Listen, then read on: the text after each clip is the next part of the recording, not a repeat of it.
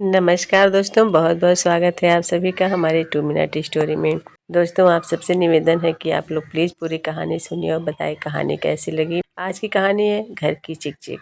आप लोग पूरी कहानी सुनिएगा और मुझे सपोर्ट कीजिए। मेरे चैनल को सब्सक्राइब कीजिए, शेयर कीजिए कहानी को।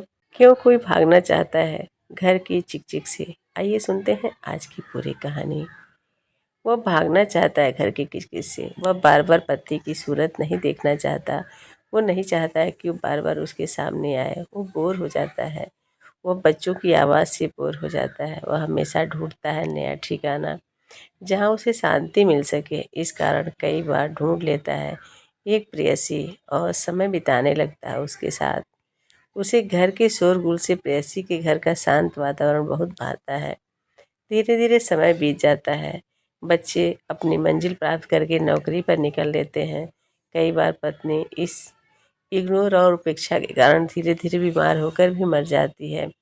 अब उसके घर में कोई नहीं है, कोई शोरगुल नहीं है।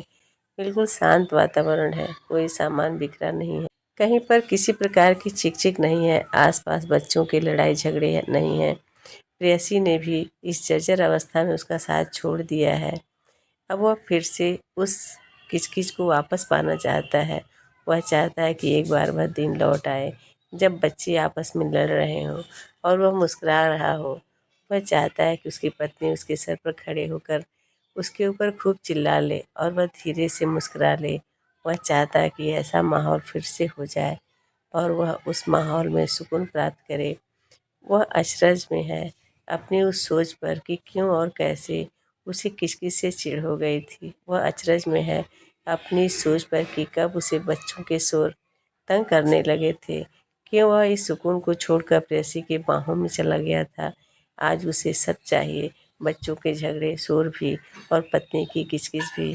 काश वह सोचता है एक बार वह समय वापस आ पाता, पर अब सच में बहुत देर हो गई है। सच में बहुत देर हो गई है। दोस्तों, ऐसा समय क्यों आता है? उसके लिए ज़िम्मेदार कौन है? पति या पत्नी या उस समय का माहौल? आप लोग ज़रूर बताइएगा। कहानी कैसी लगी? इन्हीं शब्दों के साथ विदा लेती हूँ, फिर मिलती हैं नई कहानी के साथ।